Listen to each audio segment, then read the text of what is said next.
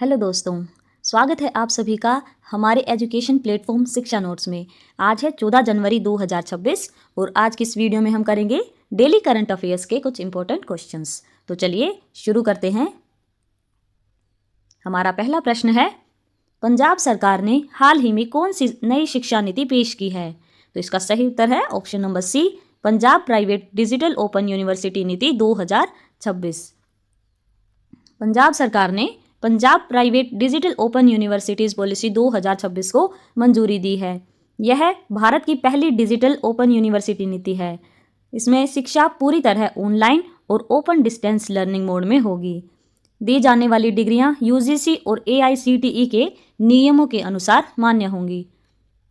अगला प्रश्न है, मिजोरम में संरक्षित क्षेत्रों में प्रवेश के लिए किस दस्तावेज की आवश्यकता होती है? इसका सही उत्तर होगा option number D, inner line permit की। शॉर्ट में से बोलेंगे आईएलपी। मिजोरम में प्रवेश के लिए इनर लाइन परमिट यानी आईएलपी अनिवार्य किया गया है। आईएलपी भारतीय नागरिकों को जारी किया जाता है। विदेशियों के लिए इसमें अलग नियम हैं। आईएलपी का उद्देश्य आदिवासी संस्कृति और स्थानीय हितों की रक्षा करना है। हाल ही में बैराबी सेरांग रेलवे लाइन के शुरू होने के बाद सेरांग रेलवे स्टेशन मिजोरम पर 22,000 से अधिक आईएलपी जारी किए गए हैं। बढ़ते हैं अगले प्रश्न की ओर। प्रश्न है, 70वें अति विशिष्ट रेल सेवा पुरस्कार 2025 का आयोजन कहाँ किया गया? इसका सही उत्तर है ऑप्शन नंबर बी, यशोभूमि नई दिल्ली में। 70वां अति विशिष्ट रेल सेवा पुरस्कार 2025 भारतीय रेलवे द्वारा प्रदान किया गया। इस पुरस्कार समारोह का आयोजन दिल्ली के यशोभूमि IICEC में किया गया। Yashobhoomi India international convention and expo centre Dwarka नई दिल्ली में स्थित है। यह पुरस्कार रेलवे अधिकारियों और कर्मचारियों की उत्कृष्ट सेवा के लिए दिया जाता है। चलिए देखते हैं अगला प्रश्न। प्रश्न है, तेलंगाना सरकार ने पंचायत चुनाव नियम में हाल ही में किस बदलाव की घोषणा की है? तो इसका सही उत्तर है ऑप्शन नंबर ए, 2 से ज़्यादा बच्चों वाले माता पिता पर लगी रोक खत्म करने की। तेलंगाना सरकार ने पंचायत चुनाव से जुड़े नियम में बदलाव किया है। पहले नियम था 2 से अधिक बच्चों वाले माता पिता पंचायत चुनाव नहीं लड़ सकते थे। अब का बदलाव है 2 से ज़्यादा बच्चों वाले माता पिता पर यह रोक जो है वो समाप्त कर दी गई है। इसका उद्देश्य है जमीनी लोकतंत्र में सभी योग्य उम्मीदवारों की भागीदारी बढ़ाना। देखते हैं अगला प्रश्न। प्रश्न है, अक्षो नोबल इंडिया के नए अध्यक्ष के रूप में किसे नियुक्त किया गया है? तो इसका सही उत्तर है option number B, Parth Jindal को। अक्षो नोबल इंडिया के नए अध्यक्ष बने पार्थ जिंदल। वे JSW पेंट्स और JSW सीमेंट्स के प्रबंध निदेशक भी हैं। अक्षो नोबल इंडिया कंपनी का परिचय। अक्षो नोबल इंडिया नीदरलैंड की बहुराष्ट्रीय कंपनी एक्जो नोबल NV की भारतीय शाखा है। यह पेंट्स और कोटिंग्स उद्योग में अग्रणी कंपनी है। देखते हैं अगला प्रश्न। अगला प्रश्न है, इंटरसेक्ट 2026 का आयोजन कहाँ किया जा रहा है? तो इसका सही उत्तर होगा ऑप्शन नंबर डी, दुबई में। इंटरसेक्ट 2026 का आयोजन दुबई UAE में हो रहा है। यह कार्यक्रम दुबई वर्ल्ड ट्रेड सेंटर में आयोजित होता है। प्रदर्शनी 12 से 14 जनवरी 2026 तक चलेगी। यह सुरक्षा सेवाओं और अग्नि सुरक्षा से संबंधित नवीनतम तकनीकों और समाधानों का वैश्विक मंच है। चलिए बढ़ते हैं अगले प्रश्न की ओर। हमारा प्रश्न है, टाटा स्टील रैपिड चेस का खिताब 2026 में किसने जीता है? तो इसका सही उत्तर है ऑप्शन नंबर सी, निहाल सरीन ने। टाटा स्टील रैपिड चेस 2026 की प्रतियोगिता कोलकाता, भारत में हुई। प्रतियोगिता में भारतीय ग्रैंड मास्टर निहाल सरीन ने खिताब जीता। यह टूर्नामेंट भारत और विश्व के शीर्ष शतरंज खिलाड़ियों के लिए एक महत्वपूर्ण इवेंट है। अगला प्रश्न है,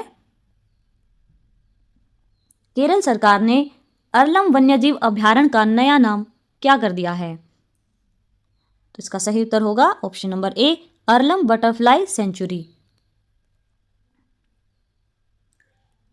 केरल सरकार ने अरलम वन्यजीव अभयारण्य का नाम बदलकर अरलम बटरफ्लाई सेंचुरी कर दिया है। यह राज्य की पहली समर्पित बटरफ्लाई सेंचुरी है। इसका उद्देश्य तितलियों की विविधता और संरक्षण को बढ़ावा देना है। चलिए देखते हैं अगला प्रश्न। प्रश्न है, संयुक्त राष्ट्र महासचिव पुरस्कार 2025 से किस भारतीय महिला सैन्य अधिकारी को सम्मानित किया गया है? तो इसका सही उत्तर होगा option number B, major Swati Shanta Kumar. इनका नाम है मेजर स्वाति शांता कुमार। पुरस्कार है संयुक्त राष्ट्र महासचिव पुरस्कार 2025। सेवा स्थल है, वे फिलहाल दक्षिण सूडान में संयुक्त राष्ट्र मिशन में तैनात हैं। योगदान, उन्होंने इक्वल पार्टनर्स लास्टिंग पीस नामक परियोजना के जरिए लैंगिक समावेशी शांति स्थापना को बढ़ावा दिया है। चलिए देखते हैं अगला प्रश्न। प्रश्न है, हाल ही में खोजी गई लेप्टोब्रंचियम सुमानी और लेप्टोब्रंचियम मेचुका किसकी प्रजातियां हैं? तो इसका सही उत्तर होगा ऑप्शन नंबर ए, मेंढक की। हाल ही में अरुणाचल प्रदेश में खोजी गई नई प्रजातियां हैं लेप्टोब्रंचियम सुमानी और लेप्टोब्रंचियम मेचुका। ये प्रजातियां मेंढक की हैं। इन्हें स्थानीय क्षेत्र के अनुसार नाम दिया गया, सुमानी और मेचुका। अगला प्रश्न है, DRDL हैदराबाद ने किस तकनीक का सफल परीक्षण किया है? इसका सही उत्तर है option number D, actively cooled scramjet full scale combustor. संस्थान है यहाँ पर DRDL हैदराबाद। इसने actively cooled scramjet full scale combustor का सफल परीक्षण किया। तकनीक है actively cooled scramjet combustor missile को हाइपरसोनिक गति, ध्वनि की गति से 5 गुना 6100 किलोमीटर प्रति घंटा से अधिक तक उड़ने में सक्षम बनाती है। इसका महत्व, यह मिसाइलों की गति, स्थिरता और दक्षता बढ़ाने में मदद करती है। अगला प्रश्न है, हैदराबाद पुलिस ने साइबर अपराध पीड़ितों की मदद के लिए कौन सा हेल्प डेस्क शुरू किया है? तो इसका सही उत्तर है ऑप्शन नंबर ए, सी मित्र। संस्थान है हैदराबाद पुलिस। इसने सी मित्र हेल्प डेस्क शुरू की है। इसका उद्देश्य है साइबर अपराध पीड़ितों की मदद करना और उन्हें घर बैठे FIR दर्ज कराने की सुविधा प्रदान करना। टीम, केंद्रीय अपराध स्टेशन CCS में 24 सदस्यों की विशेष टीम तैनात की गई।